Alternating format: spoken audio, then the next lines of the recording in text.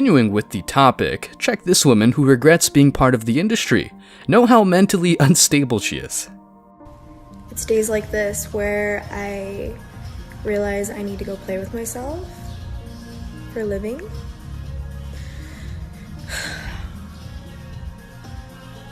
I just ate. I'm tired. And then I think to myself, maybe a 9-to-5 won't be so bad, you know? Maybe a nice desk job. Shut up. Shush. You know, maybe get a trade for something, so I don't have to wake up at 7 a.m. and get ready so I can have an orgasm. I know you don't feel sorry for me, but after 4 years, my clit just sits there and it's please, please, ma'am, no more. Not again. I'm just no, I'm sorry. I'm so. Hey, Ruby, you know what we should do when mommy's done being a hoe for the day? We should go for a walk. That's right, we go for a walk. Yeah. But mama's gotta be a hoe first. I gotta bust out the dildos. I gotta play with myself and make some money so I can keep affording that expensive ass wet dog food that you will only eat because you suck. Yes. You know what? Should we share with the world the song that mommy wrote you? Yeah, we should, huh? Okay. You are my puppy, and mommy is a slut, and you are so lucky because you can lick your own butt. That's all I got right now. But yes, my little oopie.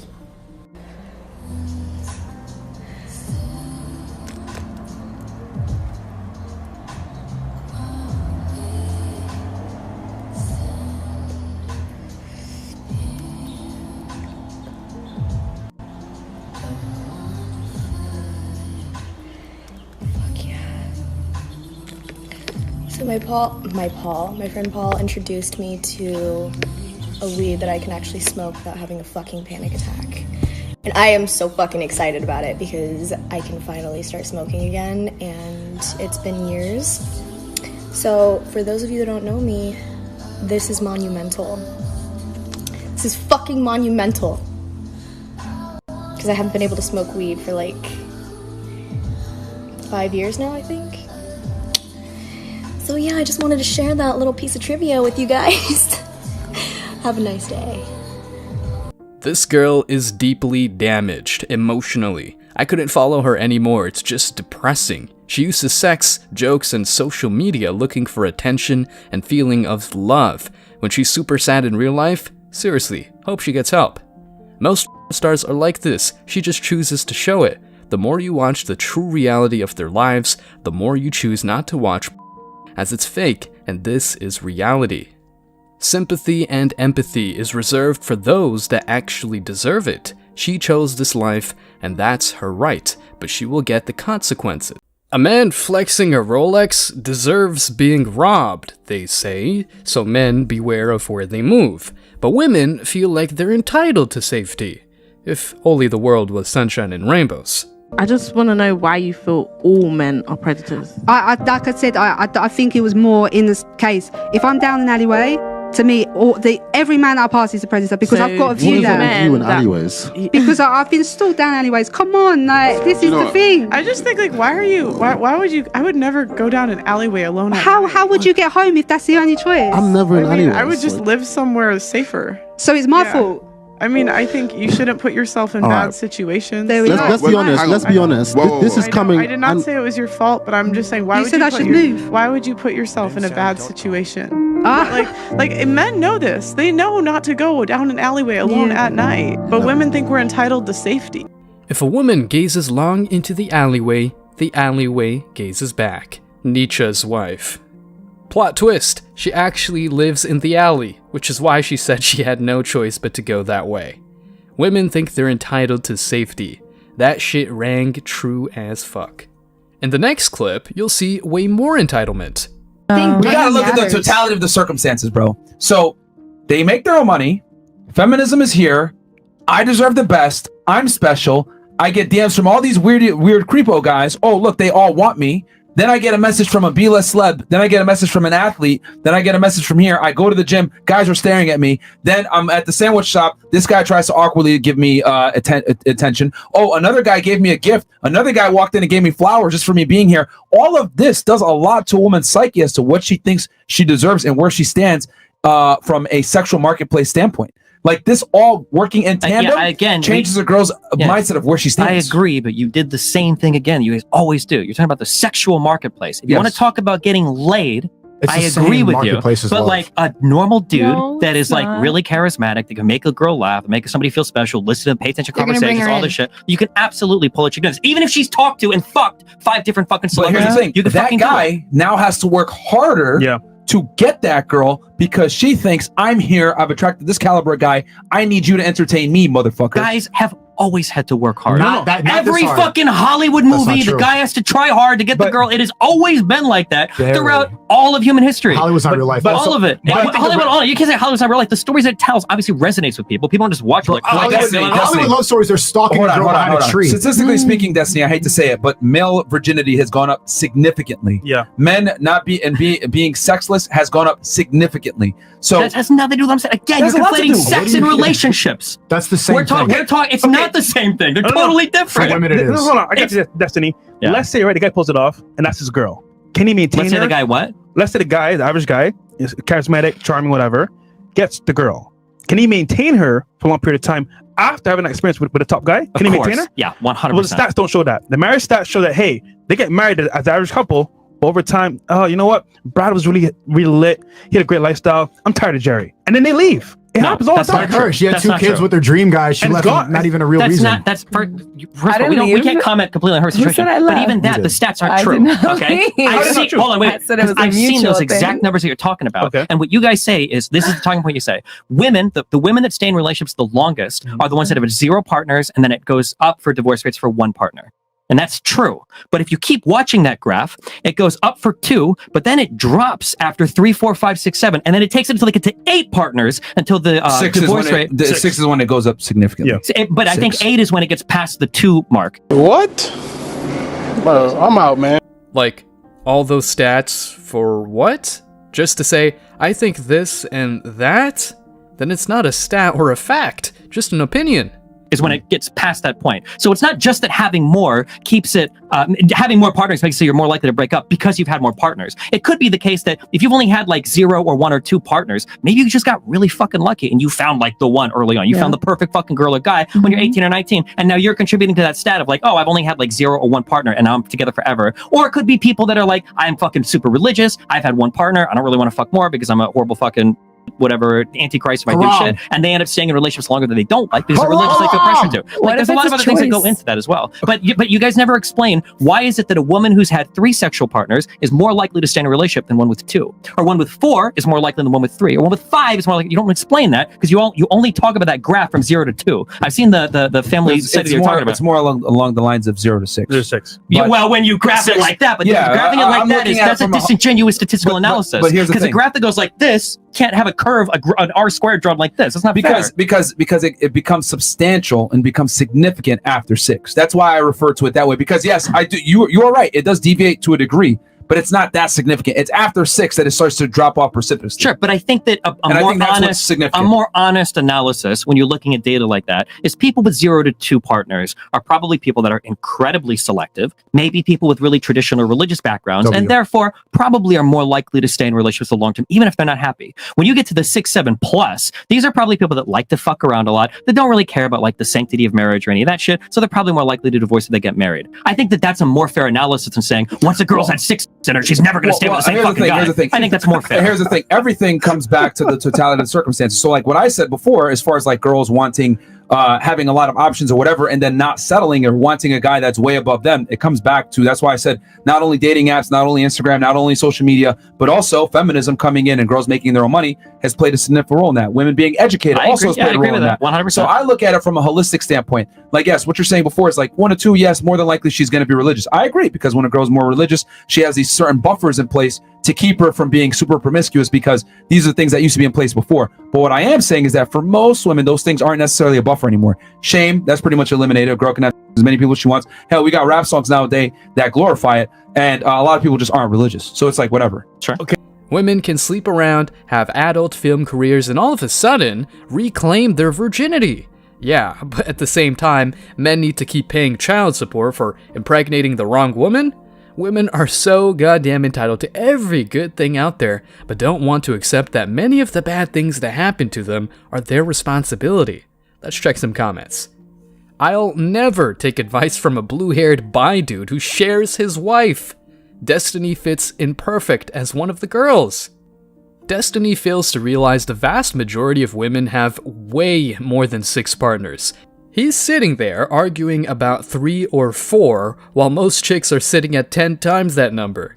Continuing with women's entitlement, here's the thing. A woman's past does matter to men, at least to those interested in not getting STDs or long-term relationships. But still, women think they can let many men smash them without getting judged.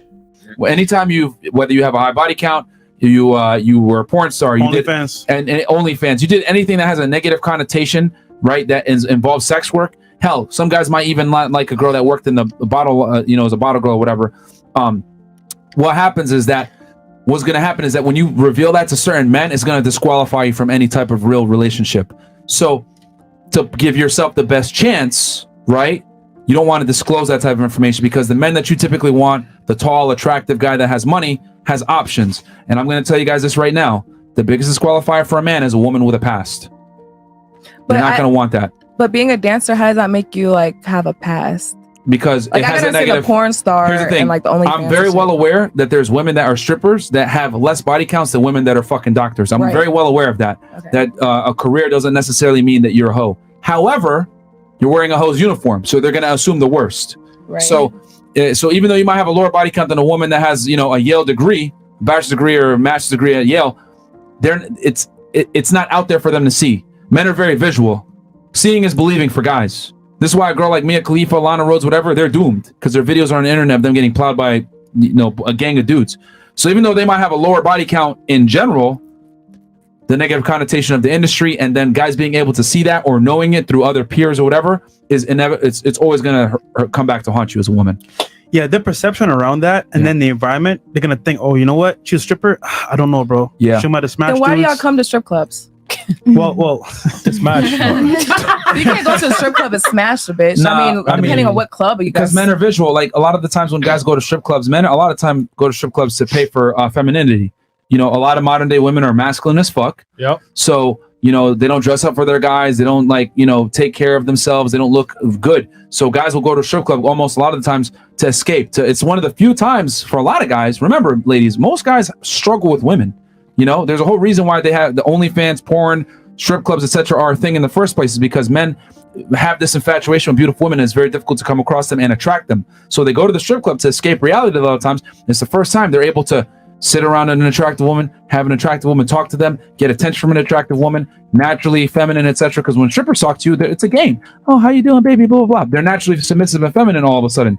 Guys yearn for that. It's very difficult to find, especially in today's day and age with feminism and all these women walking around saying, I'll make you an omelet if I'm on my way to making an omelet. You know what I mean? No offense to you, picking on you a bit. With no seasoning. But this is how a lot of women, but this is how a lot of women think. A lot of women think, oh, 50-50 partnership, it's equal, I'm equal to you. I don't necessarily have to act like a lady because I'm doing what you're doing too, motherfucker. So a lot of guys go there to get that escape. A lot of for strip clubs. And obviously the sex too, but that's a part of it, is what I'm trying to say. I'm fucked because I told the whole Fresh and Fit like 20 times I'm a stripper, so I'm doomed. It's okay. There's people that don't watch us. Yeah. Don't worry. There's a simp out there for you. There's a simp out there for you. Don't worry. I promise. Justin, what's your take on this? Girls in their past, as far as I would never take a stripper seriously. I'm not saying I wouldn't sleep with her, but it's like a girl with a high body count. Like, you need to conceal that if you really, really like the guy. Yeah. Any guy that's going to take you seriously is not going to allow that. And even he could actually like you and still wouldn't do it, because it's always going to be in the back of his mind. Yeah. And that's just, it might be unfair. It might not be right. I just think it's part of being a male. I think it has something to do with the primal part of wanting to know what you're worth. Yeah. I'll give all the ladies, I guess, a comparison. Which, a guy that's 5'2", you probably wouldn't want to date him more than likely, right? A guy that's really short or shorter than you. That's exactly how men feel about women that have high body counts.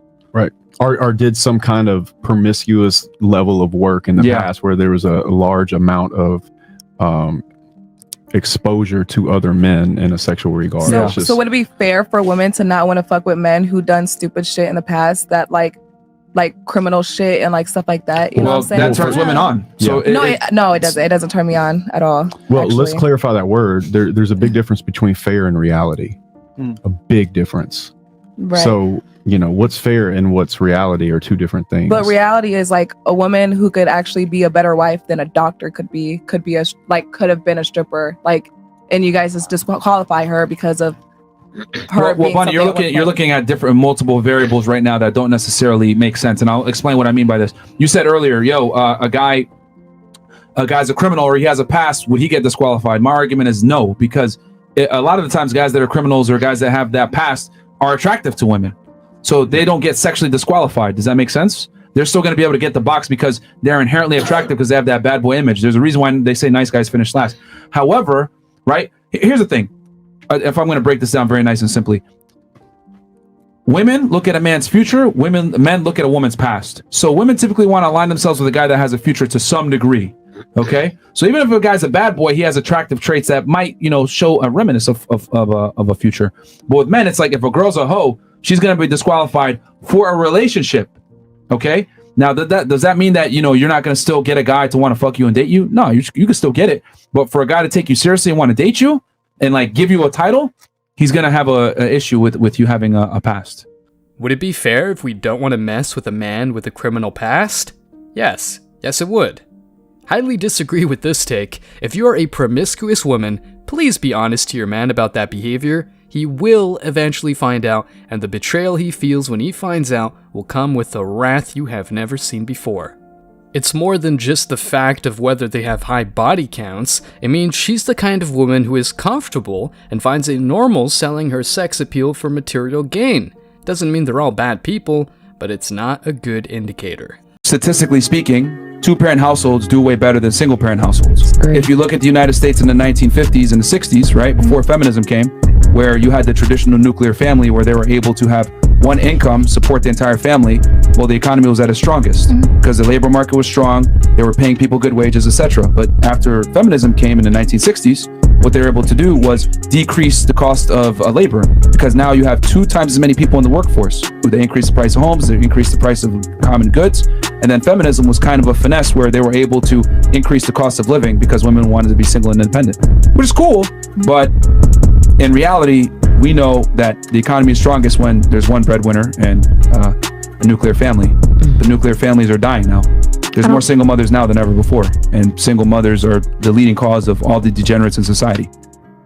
Economics 101. And look, he hasn't even talked about wholeflation, which could be a good thesis to get a Nobel Prize.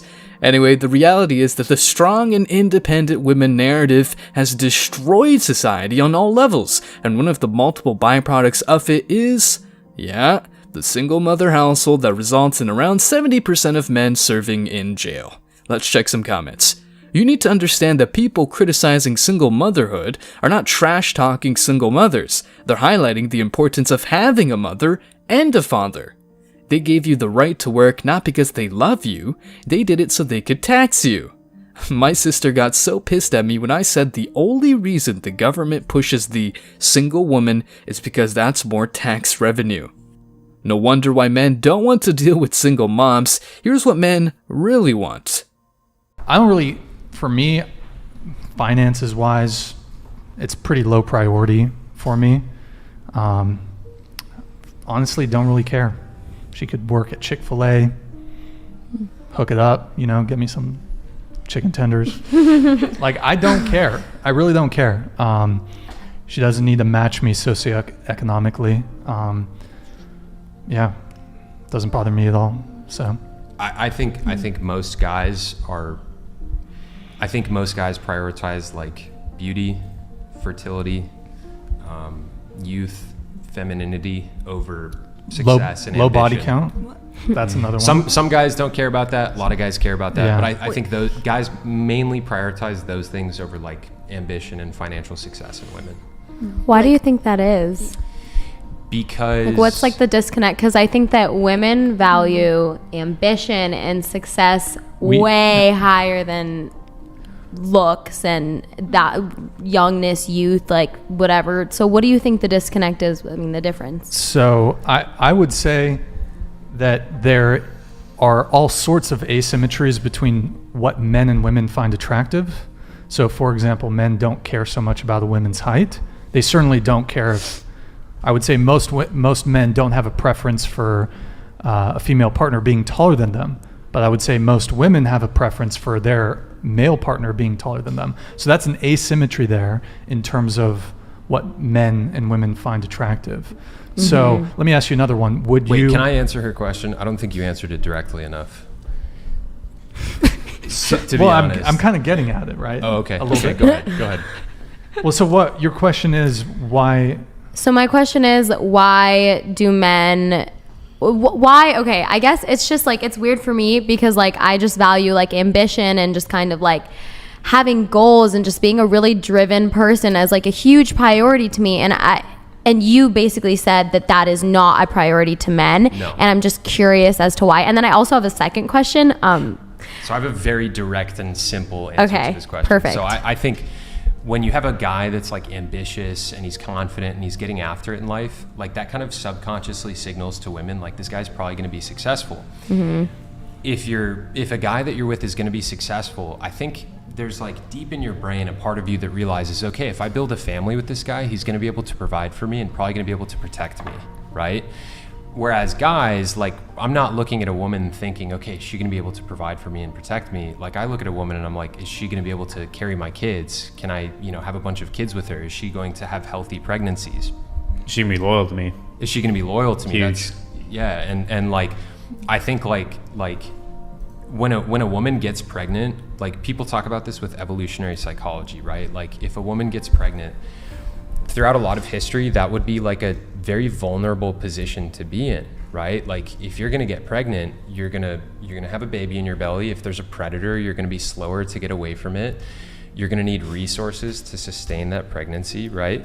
And so you need to know, okay, my guy's gonna be able to provide for me, right? And if he's a guy who's like, he's gonna be successful, you're gonna have a lot of confidence in that guy, right? Like so that's attractive to you. I have, for my second question, I'm actually genuinely just like really curious, like genuinely, because I've never really had this conversation with guys. What percentage of guys do you guys think the same as you, in the sense of like you guys aren't as attracted to like the boss woman, like whatever, like go-getter, independent, you know what I mean? Because I was thinking about it and I was like, I actually have no idea like what men think about this. Okay, most guys, they will literally, their opinion will be based solely off of what they think will get women to sleep with them. That is the vast majority of men, I swear. That is it. So as far as like men's opinions, say what you're saying exactly. Guys. Men. So I'm not talking about like hooking up, and I'm talking about like in a relationship with a woman that you want to get married to. What is the predominant thinking with men? Like, what do men think? Like, what does the majority of men think about like a woman that's like, independent, makes her own money, doesn't really think about like, the man being the... Well, as far as finances go, it's very low priority. Of course, we don't want a woman who's got like $300,000 of debt, but we really don't care. Youth and fertility. Biologically speaking, low body count. All dudes, low body count is very fertility, important for a lot of guys too. But youth and fertility, like this, femininity. This is why like tits and ass are so huge to guys, right? Like it's such a big priority for guys because not fake ones though. Yeah, not true. Like so many guys are attracted to a girl with, I think, in my opinion, so many guys are attracted to women with big boobs and big butts because it signals fertility, right? And like I think small boob solidarity. It's not something we like consciously think about. Like it's just our biology. Like when we see a woman with those things, we just like our body knows, okay, she can make kids for us. And I think we're like hardwired for that, Same thing with women, like in like tall jack dudes. You know what I mean? It's the same thing. And that's not to say obviously that guys don't like women without big boobs or a big butt, but it's just like It's like just our biological programming. And I think most guys, probably 90% plus of dudes, like they look at a woman's youth and her beauty, and like that's what they immediately judge. And the financial success, ambition, that comes secondary. Comes after. Morals, Comes after. I'd say I definitely say that like men will look at morals as well, along with femininity and beauty, fertility. And I think like as you guys are mostly 20, Mm-hmm. right? Yeah. Like I think as you guys get into your mid 20s and stuff, like right now you're probably looking at dudes and you like the confident, energetic, like tall, handsome guys. But as you guys get into your mid 20s, you're probably going to really place a premium on like, okay, is this guy going somewhere in life? Because if you see a guy who's going somewhere in life, that's going to be very attractive to you guys. I have a question for you. You say that like you're attracted to like youth and femininity. Do you think that means that like after your wife turns like 35, like you're not going to be attracted to her anymore because she's not going to be considered young and feminine? That's a good question. So I think for a lot of guys, that's the case. I was telling them last time, this is a pattern that I've noticed with the older dudes at my gym who are all divorced. Like a lot of these guys, like they started, they married women that they started having sex with very quickly, and then once they got into their late 30s and into their 40s, they realized there's nothing really there beyond the physical attraction, and a lot of these dudes got divorced.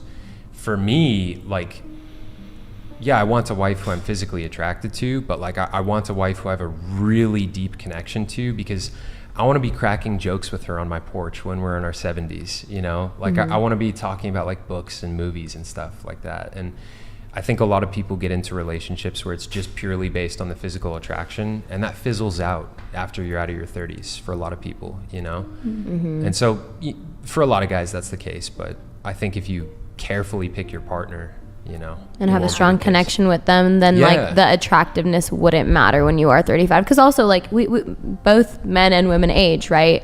So you have to be able to have that deep emotional connection so you can continue a long relationship. Okay. Exactly. I got it. And I think like if you find a great guy who you build a family with, like that love is going to evolve and transform, right? Like when you guys first meet, if you meet in your 20s, he's going to be really attracted to your physical beauty and all that stuff.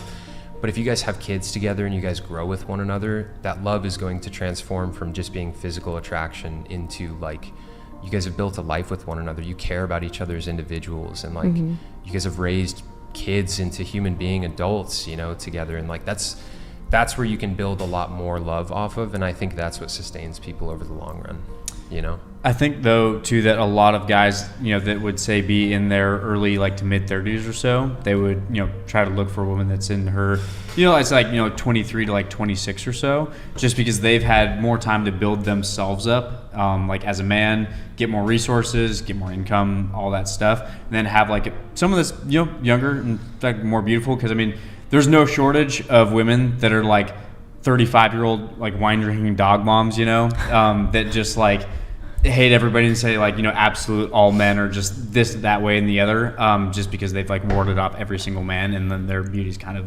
fading versus somebody that's younger and more fertile.